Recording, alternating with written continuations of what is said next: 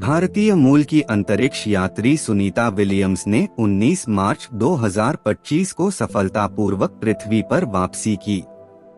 लगभग 9 महीने तक अंतर्राष्ट्रीय अंतरिक्ष स्टेशन ISS में रहने के बाद वह स्पेसएक्स के ड्रैगन अंतरिक्ष यान के माध्यम से फ्लोरिडा के तट के पास समुद्र में उतरी। लेकिन क्या आपको पता है कि यह मिशन सिर्फ 8 दिनों के लिए प्लान किया गया था? फिर ऐसा क्या हुआ कि इसे 285 दिनों तक बढ़ाना पड़ा? सुनीता विलियम्स न सिर्फ नासा की अनुभवी एस्ट्रोनॉट्स में से एक हैं, बल्कि भारतीय मूल की दूसरी महिला अंतरिक्ष यात्री भी हैं।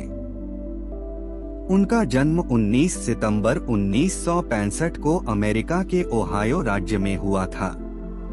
उनके पिता दीपक पंड्या भारतीय मूल के थे और गुजरात से अमेरिका गए थे।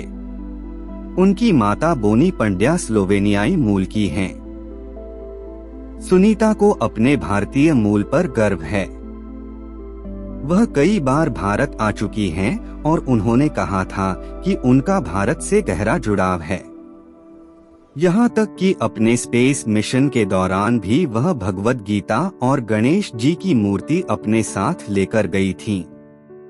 उन्होंने यूनाइटेड स्टेट्स नेवल एकेडमी से इंजीनियरिंग की पढ़ाई की और नेवी की टेस्ट पायलट बनी।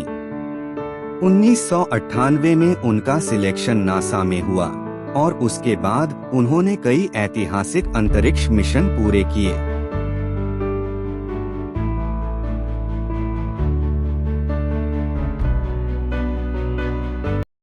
5 जून 2024 को सुनीता विलियम्स और उनके साथी एस्ट्रोनॉट बुच विल्मोर ने बोइंग के स्टारलाइनर स्पेसक्राफ्ट से ISS इंटरनेशनल स्पेस स्टेशन के लिए उड़ान भरी। यह मिशन नासा और बोइंग का एक साझा प्रयास था, जिसमें स्टारलाइनर की टेस्टिंग और एस्ट्रोनॉट ट्रांसपोर्टेशन को परखा जाना था। लेकिन स्पेस में हर मिशन उतना आसान नहीं होता जितना प्लान किया जाता है। जब सुनीता और उनकी टीम ISS पहुंची तो सब कुछ नॉर्मल लग रहा था। लेकिन कुछ ही समय बाद स्टारलाइनर के प्रोपल्शन सिस्टम में तकनीकी समस्याएं सामने आईं, जिसकी वजह से उनकी वापसी टलती रही। 8 दिन का मिशन धीरे धीरे 9 महीने लंबा हो गया। ISS पर उनकी मौजूदगी सिर्फ एक वैज्ञानिक यात्रा नहीं, बल्कि एक संघर्ष बन गई। इमेजिन करिए 9 महीने तक स्पेस में रहना, जीरो ग्रेविटी, कोई फ्रेश फूड नहीं और हर दिन नए चैलेंजेस। सुनीता विलियम्स और उनकी टीम ने ISS में कई इम्पोर्टेंट साइंटिफिक एक्सपेरिमेंट्स किए। उन्होंने माइक्रोग्रेविटी में ह्यूमन बॉडी पर होने वाले प्रभावों को स्टडी किया, स्पेस रोबोटिक्स पर काम किया और फ्यूचर स्पेस मिशंस के लिए जरूरी रिसर्च की। जीरो ग्रेविटी में रहना आसान नहीं होता। शरीर की मसल्स और हड्डियां कमजोर होने लगती हैं, बैलेंस और कोऑर्डिनेशन बिगड़ जाता है और इम्यूनिटी भी कमजोर हो सकती है।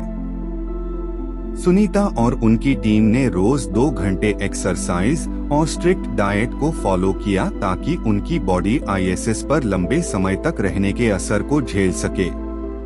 लेकिन एक सवाल अभी भी बना हुआ था, उनकी वापसी कब होगी? आखिरकार 19 मार्च 2025 को नासा ने सुनीता विलियम्स और उनकी टीम को वापस लाने का प्लान किया। स्पेसएक्स का ड्रैगन अंतरिक्ष यान ISS से अलग हुआ और करीब 6 घंटे की यात्रा के बाद फ्लोरिडा के तट के पास समुद्र में सुरक्षित लैंड कर गया। लैंडिंग के तुरंत बाद नासा की मेडिकल टीम ने उन्हें जांच के लिए जॉनसन स्पेस सेंटर भेज दिया, जहां उनकी पोस्ट मिशन मेडिकल जांच की गई। 285 दिन जीरो ग्रेविटी में रहने के बाद अब उनका शरीर वापस धरती की ग्रेविटी में ढलने की प्रक्रिया में है। जीरो ग्रेविटी में लंबे समय तक रहने के कारण उनके शरीर में कई बदलाव आए हैं। अब उनकी मांसपेशियों और हड्डियों की ताकत को फिर से सामान्य करने के लिए नासा का मेडिकल स्टाफ उन पर विशेष ध्यान दे रहा है। बैलेंस और कोऑर्डिनेशन को रिस्टोर करने के लिए उन्हें एक विशेष ट्रेनिंग प्रोग्राम से गुजरना होगा, जिससे उनका शरीर धीरे धीरे नॉर्मल कंडीशन में आ सके। सुनीता विलियम्स की यह यात्रा सिर्फ एक मिशन नहीं थी, बल्कि एक इतिहास बन चुकी है। 285 दिन स्पेस में बिताने के बाद उन्होंने ह्यूमन स्पेस फ्लाइट में एक नया रिकॉर्ड कायम किया। नासा और बोइंग के लिए यह मिशन बहुत महत्वपूर्ण था, क्योंकि इससे हमें यह समझने में मदद मिली कि लंबे समय तक स्पेस में रहने से एस्ट्रोनॉट्स की बॉडी पर क्या असर पड़ता है। यह रिसर्च फ्यूचर के मार्स और मून मिशंस के लिए बहुत काम आएगी। सुनीता विलियम्स की यह कहानी हमें सिखाती है कि मुश्किलें कितनी भी बड़ी क्यों न हो, अगर मेहनत और लगन हो तो हर चुनौती को पार किया जा सकता है।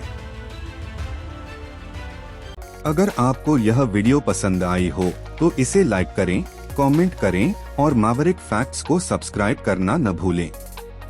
मिलते हैं अगली वीडियो में एक और रोचक कहानी के साथ।